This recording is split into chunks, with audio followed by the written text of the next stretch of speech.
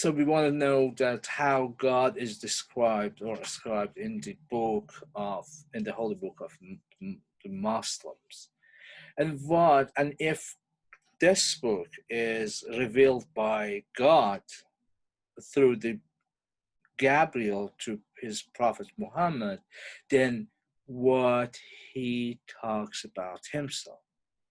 When we say God in the Quran, then I would like to suggest you something. First of all, whether in Islam or any other religion, there was a question of knowability of God or not. Can we know God? It's a good question to ask. And obviously, if we go back to the logic, especially the Aristotelian traditional logic, there are criteria to know something. And those criteria exist between me, you, and any other object that we look at. Imagine if I'm going to define this remote control, then I'm going to talk about whether this is a material, this is, there are some um, electronic items in it, and what's the functionality of this, what's the main and essential functionality of this, and this is under my control. I can first of all see it, I can feel it. As a human, I can understand how other humans try to make it, or yeah. So I have a control, a superiority to this remote control. But what about God? Imagine if God is beyond the time and we are within the time. And again, imagine if God is beyond a space while we ourselves are within the space. And again, if he is the omnipotent, if he is the all knowledge, if he is the all power, then we as human beings, we're not the all power and all knowledge and whatever that somehow described to God. So the question is whether we can know God or not. This question is discussed within the tradition of all religions.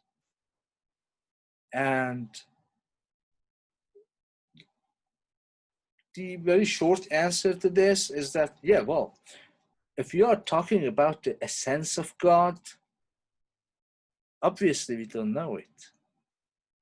It's God is invisible, we discussed it before. And then the essence of God, the very essence of God, is unknown to us. But we are going to know him through another mediation, through something else, via what? His names, via his names.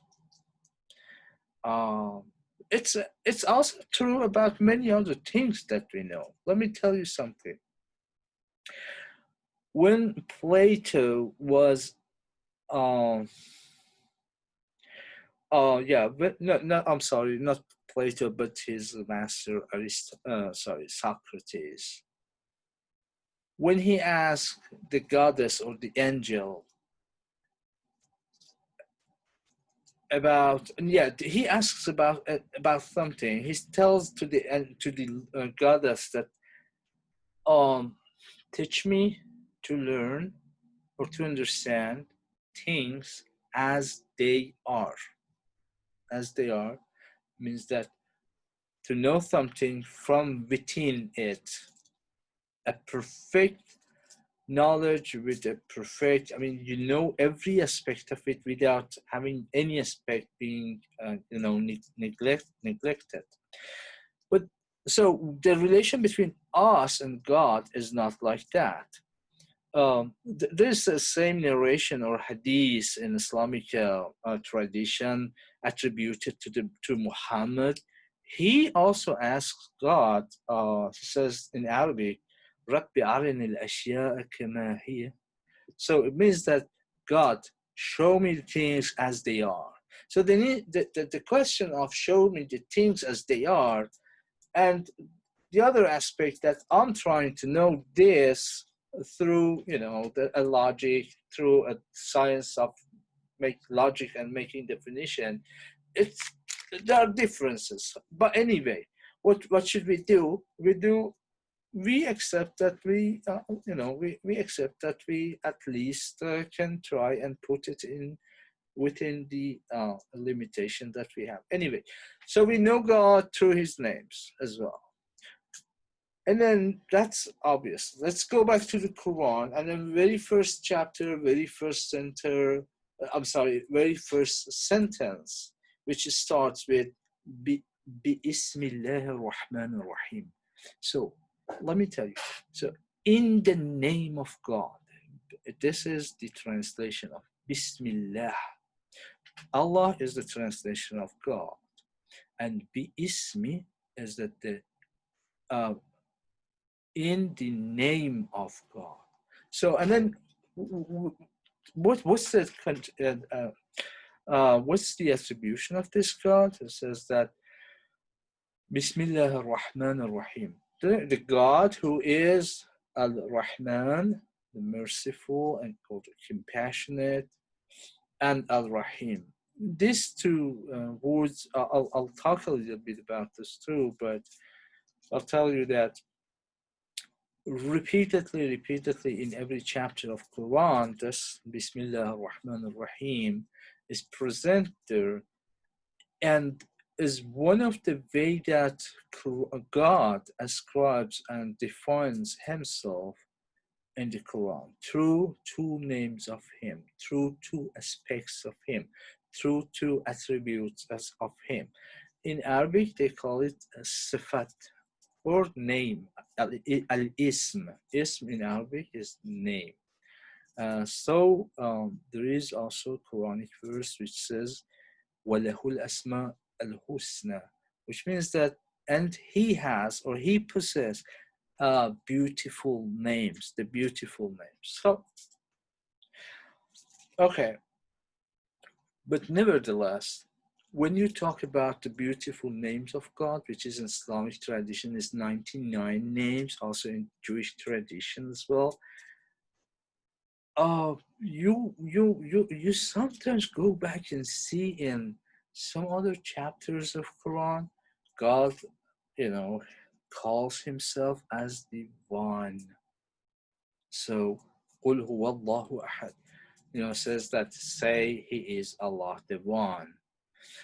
So also that the One is the concept of one and oneness, and the concept of one with at least 99 names and attributes is present there. And then the question is that what's the relationship between these different aspects of God, whether it is one or He is one, or He is one with a lot of another aspects.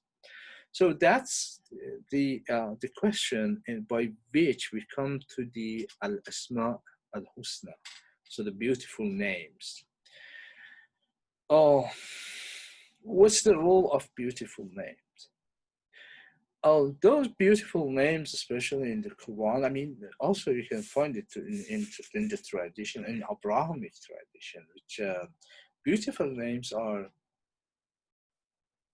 showing you the functionality of God.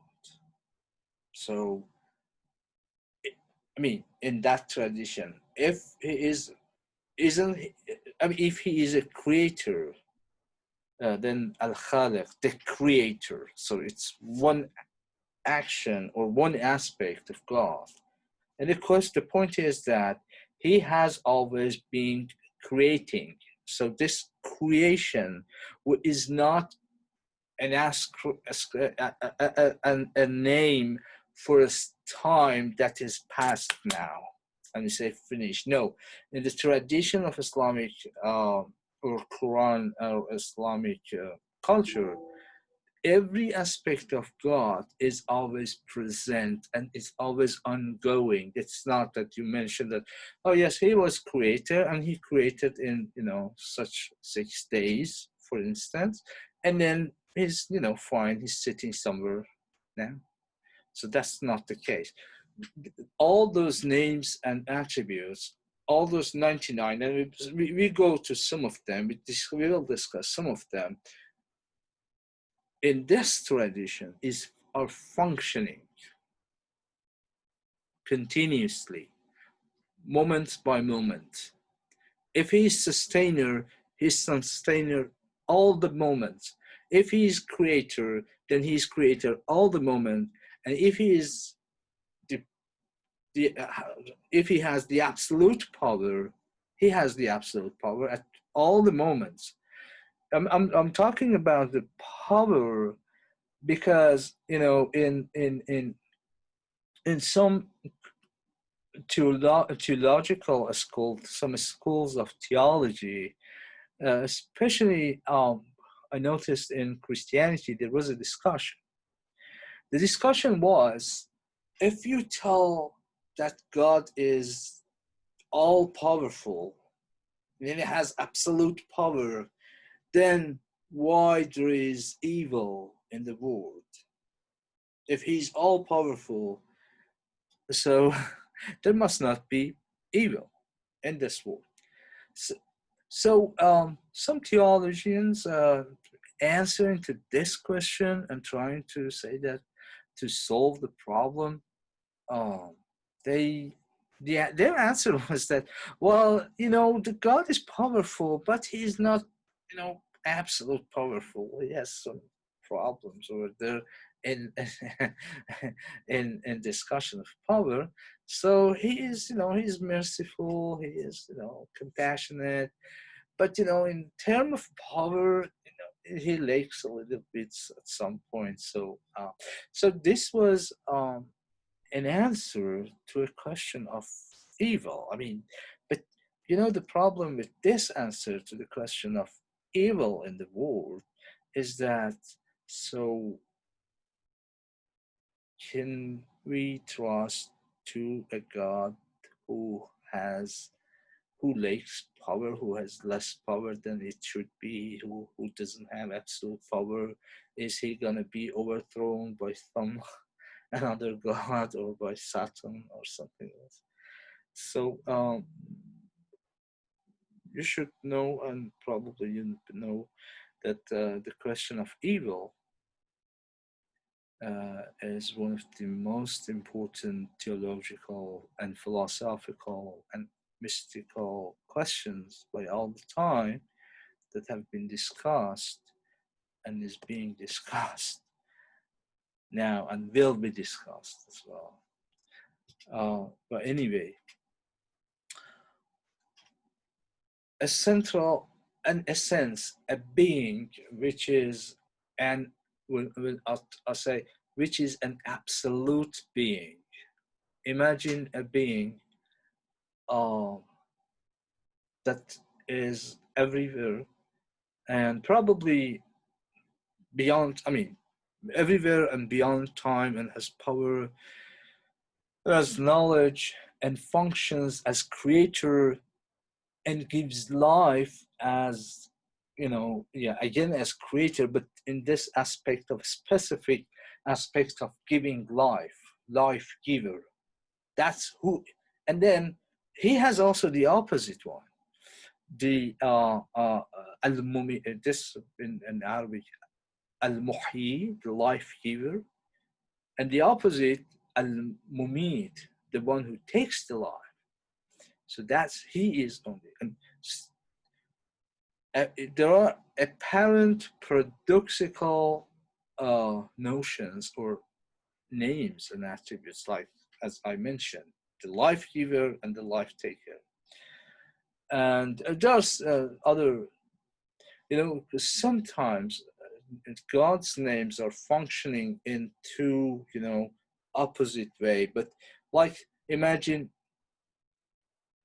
our universe as well is a universe that oppositions are. The function of opposition in this universe is something that is totally exists there, and those two opposition powers or movements are making something. So like day and night, light and darkness, uh, cold and heat, or many other things like this.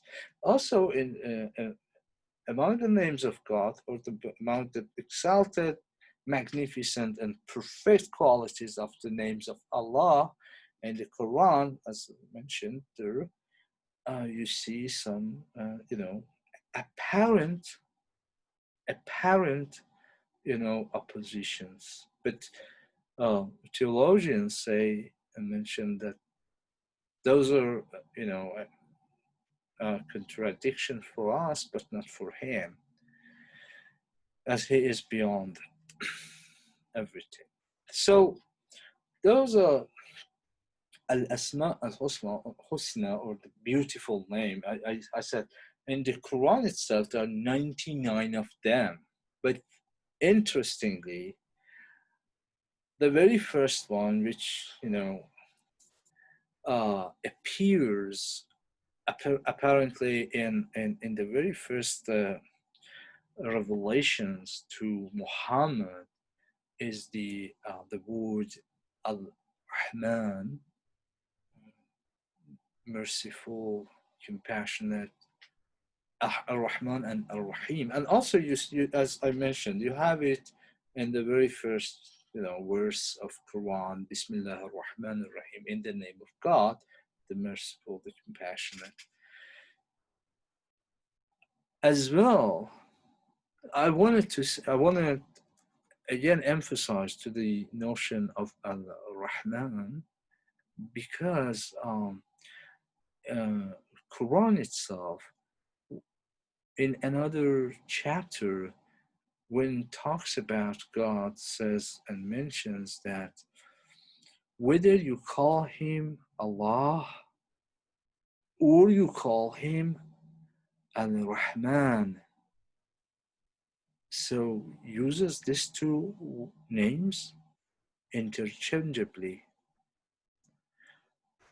And that's why for some, this aspect of God is the most important aspect of him that is described probably not only in the Quran, but also in other religious traditions, because they say that if he was not merciful, then why he would create a lot of things and creations, give life and try to sustain them, try to make a system that works for them and things like that.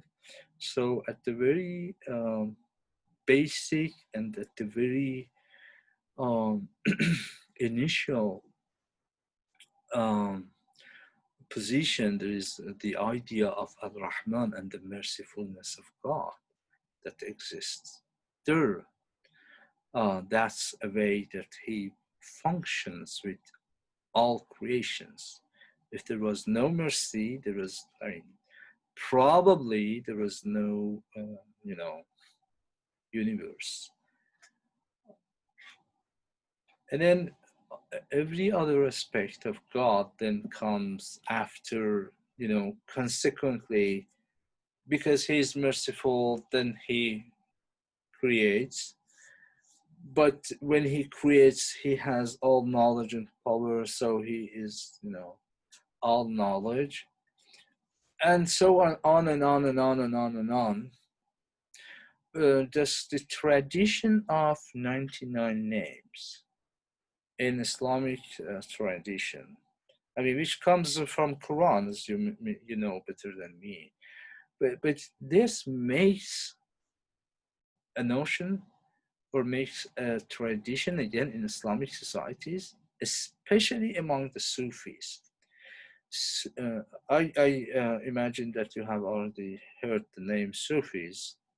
So, uh, one of the things that Sufis are practicing, they do practice repeating special names of God in order to get close to God, or to get into the perfection.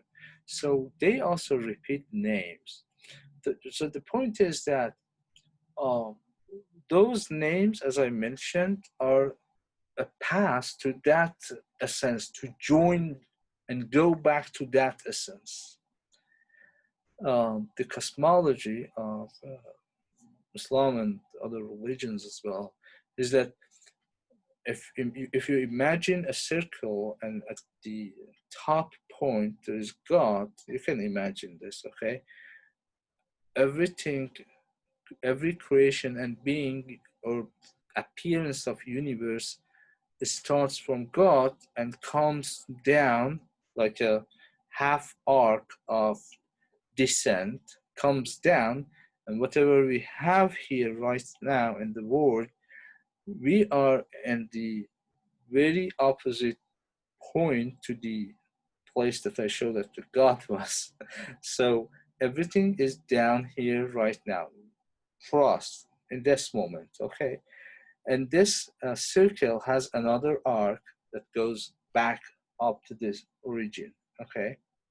Now, to go back, they need to, do some practices. They need to do to close them or purify them in order to get closer to the origin, which is God again, and then repeating God's name as a path, as a method in order to go back to Him and find the purification which leads man to Him in this sense. Okay. So again, I have this. If you see the PowerPoint, see those names around Allah. So the Allah is the middle in the center.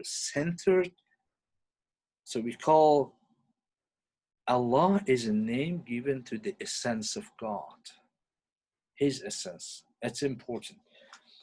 Allah is a name that contains all other 99 names within this word.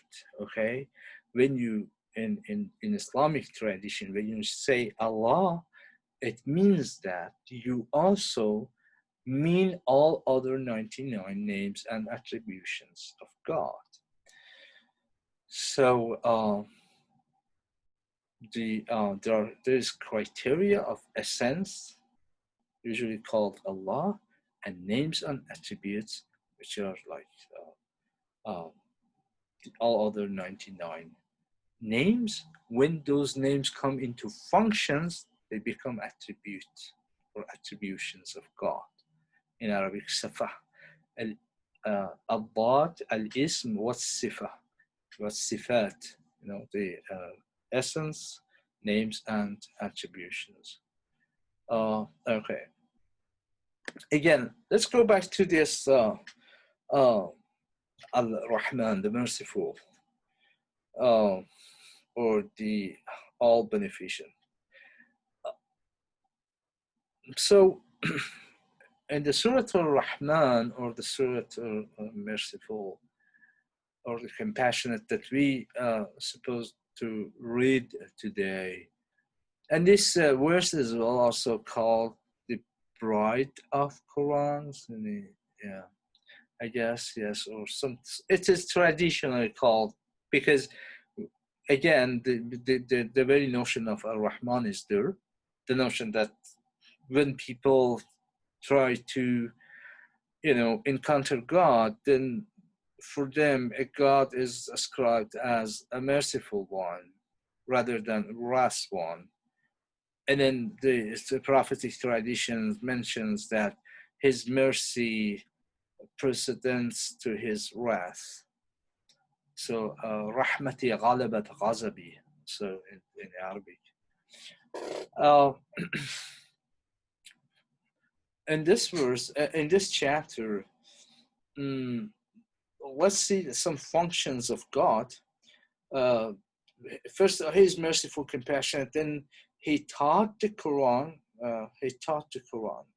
In this way, Quran, as in this an Islamic tradition, is the word of God, which is taught by God to Muhammad.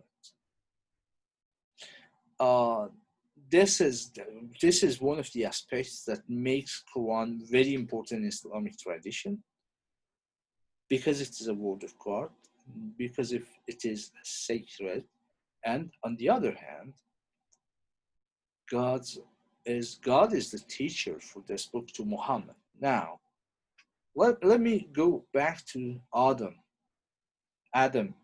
Okay, in Quran or in Arabic, they call it Adam. Adam.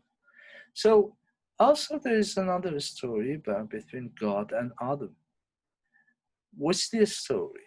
The story is that when God created Adam, it is also repeated in the Quran. Quran says that God taught him names. خلق الإنسان علمه البيان. This is the one. But there are other in another verse.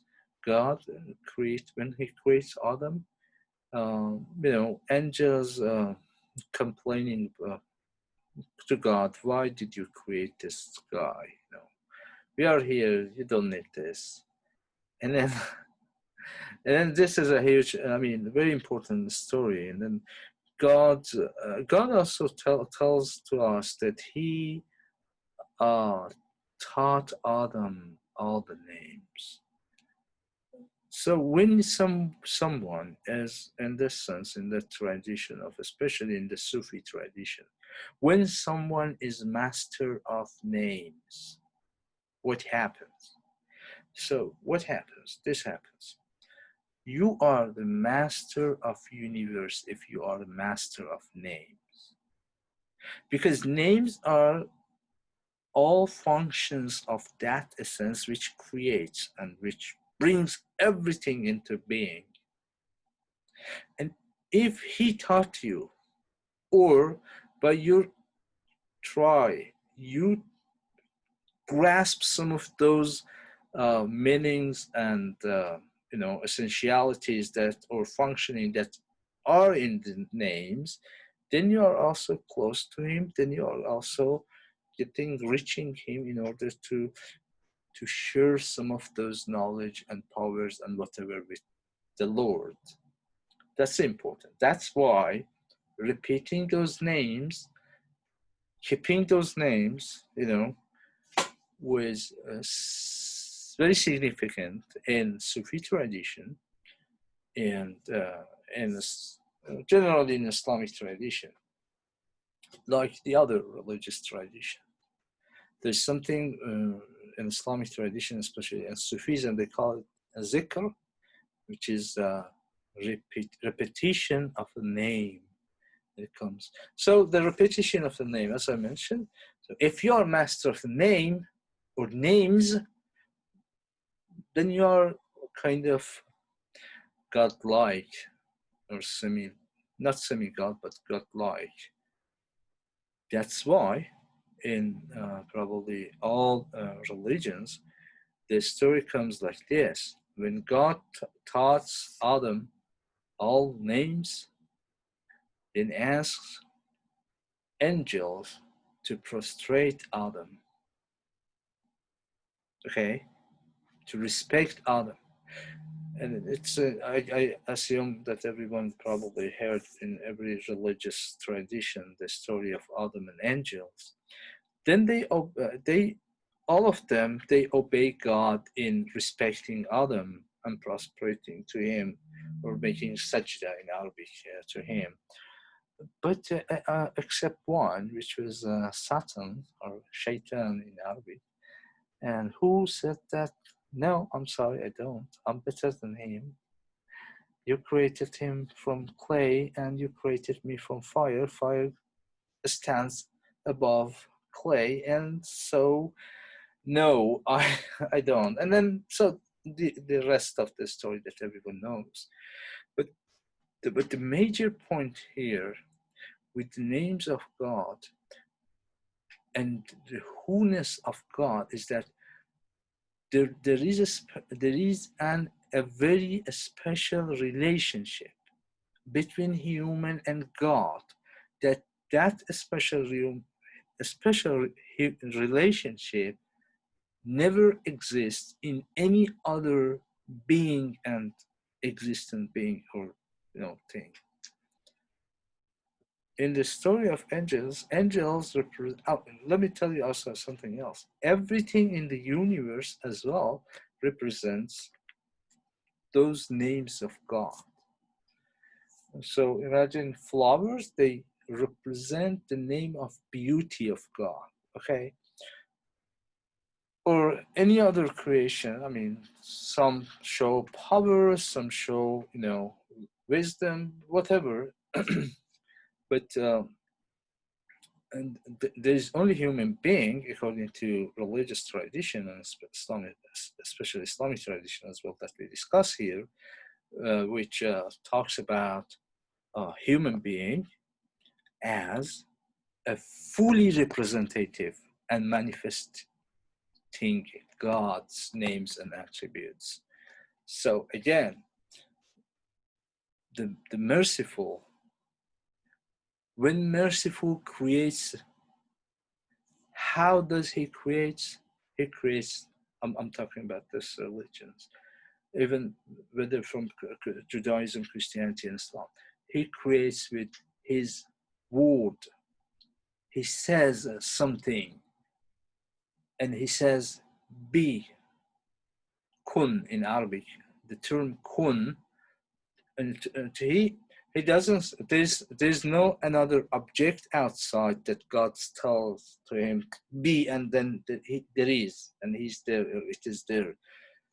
God talks. I'm a human being, and I want to try to imagine myself. God talks to his imagination, or to his knowledge, better to say, and then to that knowledge says that orders to be, and then it will be there out there. So we have semi-power of this making imagination, but we cannot make it outside of ourselves.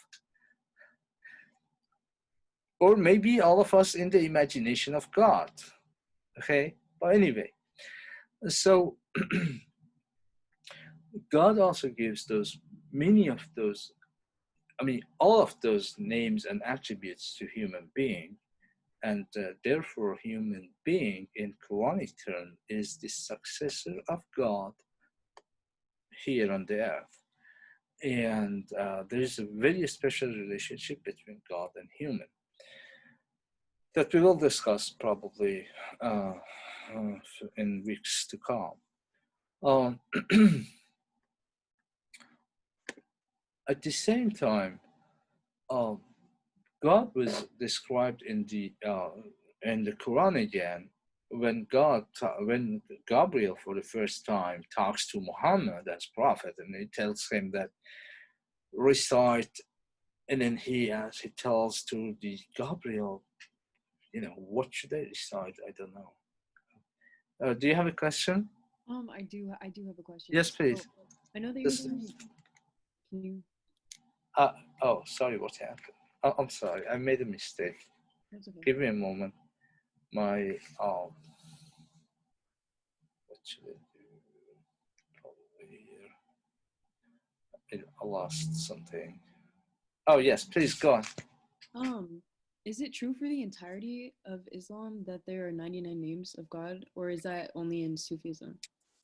It's an entire Islam, and it's in the Quran as well. Okay. But What Sufism puts it in more practice, to repeat those names. and Allah encompasses every one of the 99 names. Sorry? And you said that Allah, like the Oh, yeah. encompasses all of the 90. Okay. I did Yeah, not know yeah.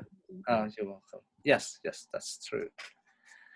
So also as well, for the first time when Gabriel comes to talk to Muhammad, says that, oh, اقرأ باسم ربك الخلق.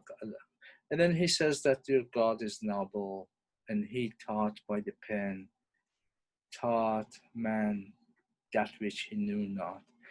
Again, the idea of teaching by God teaches, and he's teacher. And man, whether it is Muhammad or Adam, again, or all of us in this sense, students of God through the sacred text. That's why Quran become vitally important for Sufi tradition or other Muslim as well, in order to keep connection between themselves and their teacher, which is God in this sense. Oh, there are another, especially there are another description of God in the Quran. Um, in this chapters 2, uh, there is a very famous also verse called Ayat al-Kursi in Arabic, which also describes God as the one who there's no God except Him, the living one, all sustainer. Uh, so also he's always alive. He is always never goes to bed or never sleeps. What does never sleeps means? Means that in another sense means that he creates always. He is continuously creator. I mean, in this sense, you cannot imagine that. Yes, he created 2,000 or 2 million years ago, and he's just watching. No, that's the continuation. There's continuation, and and he has power. He has control over everything. He has complete knowledge and things like that. This aspect, this also verse, which is in chapter 255, also one of the very famous verses of Quran about God. And also another example in chapter 59, you can see that God is the only God. Allah is the only God, and no one except Him.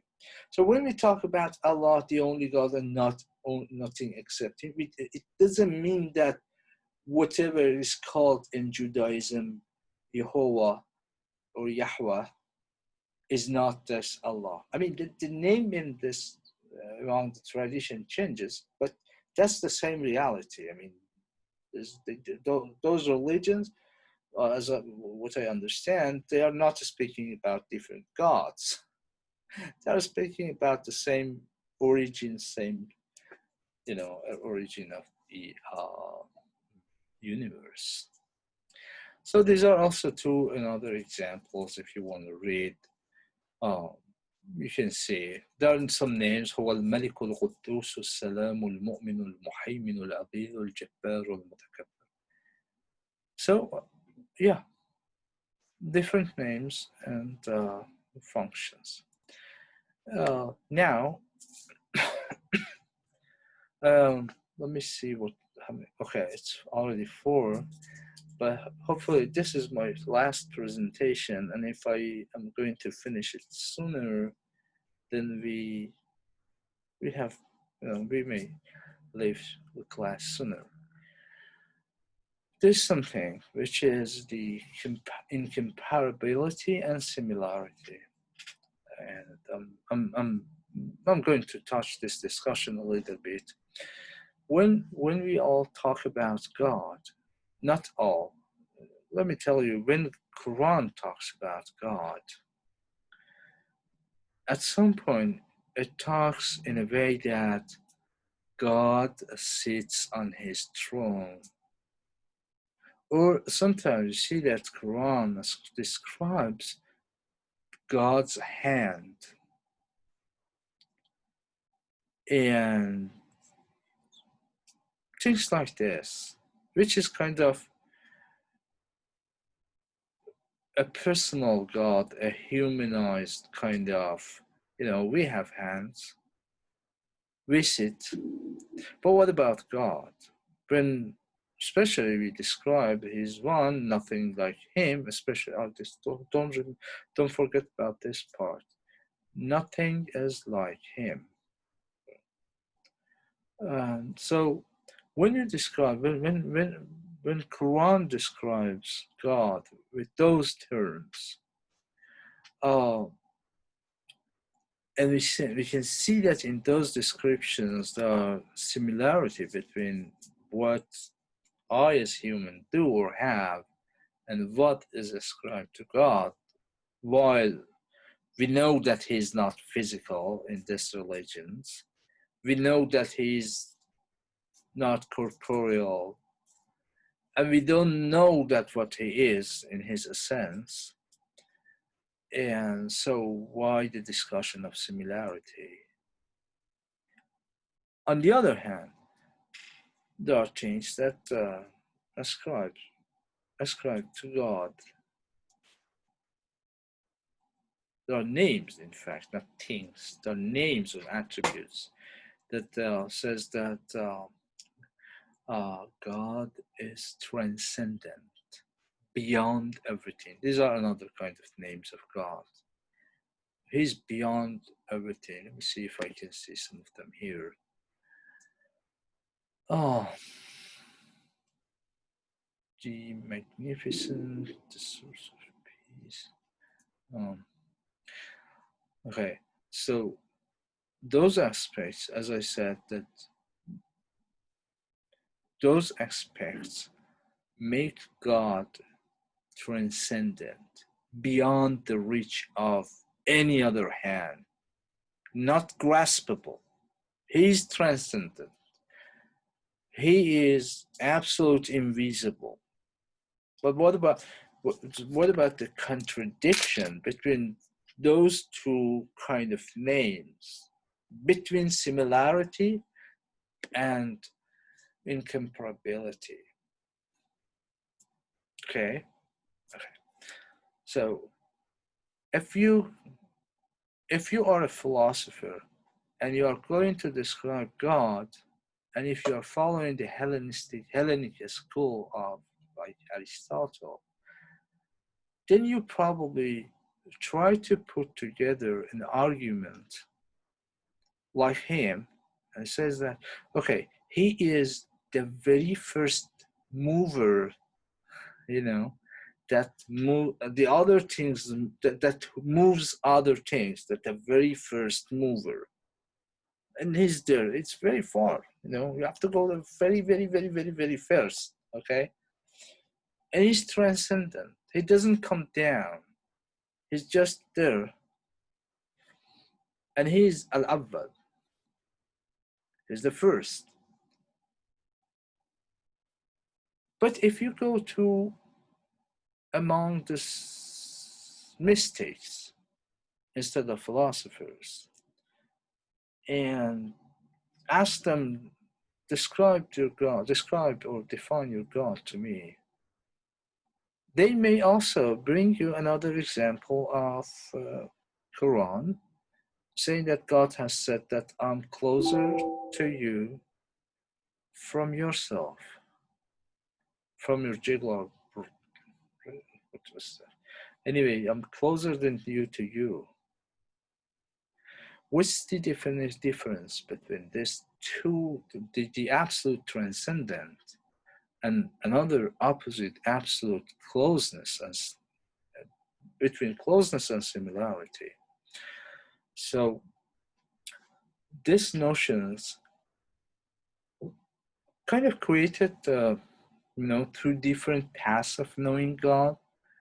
If you are a philosopher, because you have to make arguments, because you have to use your intellect in order to create statements. The role of intellect is somehow in Islamic or any other religious tradition is to putting God beyond richness, beyond the reach of every human being or everything else. He is transcendent. But Sufism or philosophy, I'm sorry, Sufism or mysticism, on the other hand, they try to bring him close. And these two aspects exist in Quran. Now, the point is that how Muslims, intellectual Muslims or how Sufi Muslims, they try to see God. There are discussions that some people say that philosophers see God as absolute transcendent and nothing more. And on the other hand, maybe philosophers talking to the Sufis as seeing God, like just eating with you, for instance. But the point is that people like very famous scholars like Ibn Arabi, if you have heard his name, he's talking about the having both uh, visions of incomparability and similarity about God. Because as I mentioned before, he is, in this tradition, he is uh, kind of contains both opposite names and attributes, and that makes him God. And opposition, being having opposite characteristics, doesn't bother him, doesn't make him, to like or to shortcome in any other aspects of his being. So generally speaking, definition of God in the Quran, uh, let me tell you that God talks about himself absolutely in every chapter of Quran, in every verse, because uh, even if he talks about prophet, even if he talks about people, whether those are good people or bad people, whether he wants to say that he punishes some people, or when he talks about when he wanted to, um, um, not punishing but giving reward to other people. Again, he talks about himself being the one who gives reward, or being the one who punishes, or being the one who created this or that. So discussion of God, who is God in the Quran? God is everywhere in the Quran, and every chapter. Every, let me tell you, probably in every verse. And then, as you mentioned, some of you in your writings, the notion of Allah Rahman, the Merciful, also uh, kind of is very powerful there. Uh, and the powerfulness of the merciful um, also is a result of or consequence of another Quranic term, which says that whether you call him Allah or you call him Al-Rahman, or the merciful. So these two are like interchangeably. Sometimes they have been used in Islamic tradition.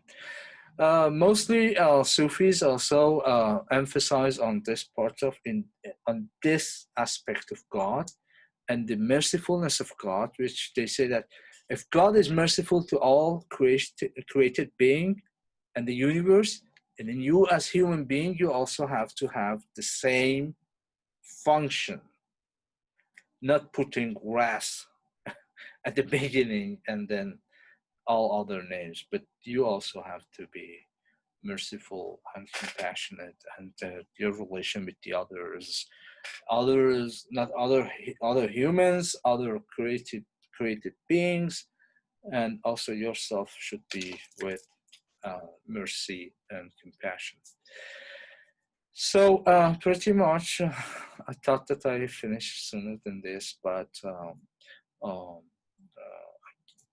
this was the discussion that today I wanted to mention about the God in the Quran.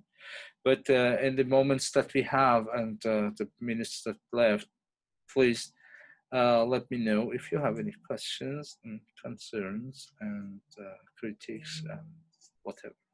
Thank you very much.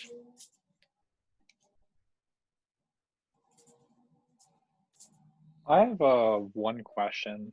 Yes, please. So throughout the Quran, again, we talked about the depiction of Allah as both omnipotent and omniscient, but also really emphasized his mercy. Would you say throughout the Quran, is that the most emphasized message, is the mercy of Allah? Oh, yeah. Or, Or, okay. Yes. So if you read the Quran itself, because and I don't remember the exact chapter, but I can find it. It's easy. It says that whether you call him Allah or Ar-Rahman, merciful, he has 99 names, or he has the most beautiful names. So imagine you say that Al-Rahman has 99 names, or beautiful names, or beautiful attributions, or Allah has. So these are interchangeably in the Quran by God. And also the notion of the Bismillah ar-Rahman ar-Rahim, the knowing God through his names, Al-Rahman, the closest thing to God is Ar-Rahman. And then if you know Arabic, in the philosophy, they talk about, in the traditional philosophy, they talk about being qua being as it is, as being, okay? Philosopher, they say that the being in philosophy is equal to the notion of Al-Rahman in the religious term, because it's the mercifulness of God that is spreaded everywhere in the universe, and also in that mercifulness in philosophy is called as is called as being, or al-wujud in the Arabic. Sorry, did I answer you, or made to your confusion? I mean, added to the confusion. I think what I meant a little bit more of is if you had to break down the Quran, and like there's so many surahs that talk about this, like the laws, or how many surahs that talk about this one particular topic, would the amount of ayats or surahs that deal with God's mercy, does that take up like an unproportionate share of the Quran, or that's just one of the most emphasized messages of it? Oh, you mean, I think, as I was asking. You are asking about quantity? Yeah. Yeah. I guess I mean, it's also again easy to have the number. I don't have it right now with me. There are many verses in the Quran. Let me tell you something. I'll show you. There are many verses. Okay, for instance, God talks about something. Quran talks about something, and at the end of the sentence says that, and he is the merciful, he is the something, he is the, powerful.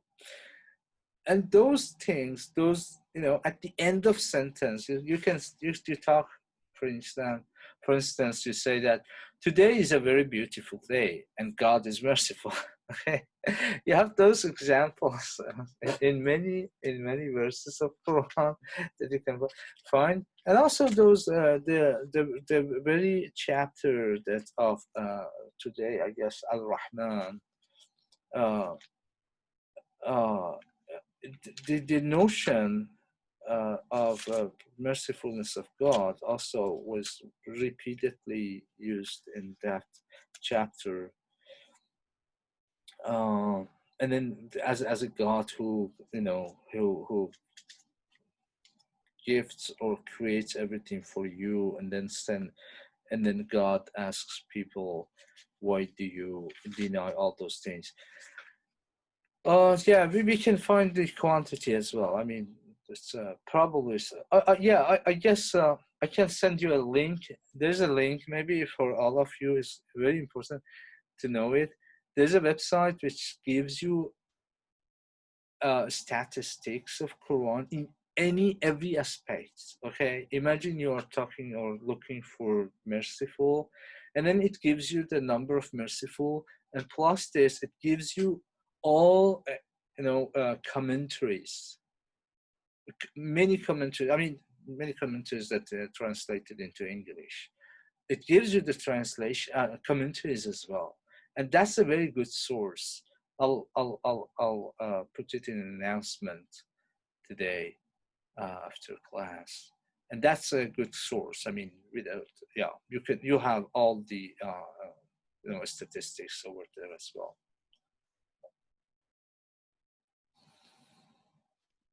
Thank you. Oh, you're welcome. You're welcome. My pleasure.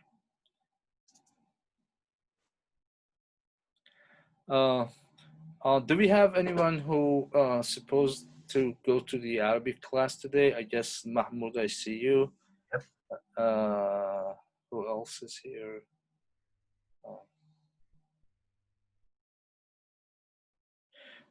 Mahmoud, do you hear me? Yes. Mahmoud, so as I mentioned in the class earlier, I have kind of a very headache that doesn't let me to look at the monitor. I would like to postpone this Arabic discussion class to another time. Okay. If you and others, I don't know who is here except you. Oh, yes. Yeah, I guess two of you. Yeah, I see you as well. So yeah, for the ones who wanted to come to Arabic class, I will email you, and then we can postpone it to another day that is possible for all of us. Okay. I'm sorry. Yeah. That's okay. If I didn't have the headache, I was very happy to meet you next class. Yeah. Any question? Do you have a question? No? Okay. No. Yeah. Thank you very much. I really appreciate being here this afternoon with me, and hope you all the best. And inshallah, see you on Wednesday if you are coming to the class of Wednesday. Thank you very much. And again, so. Now you're welcome.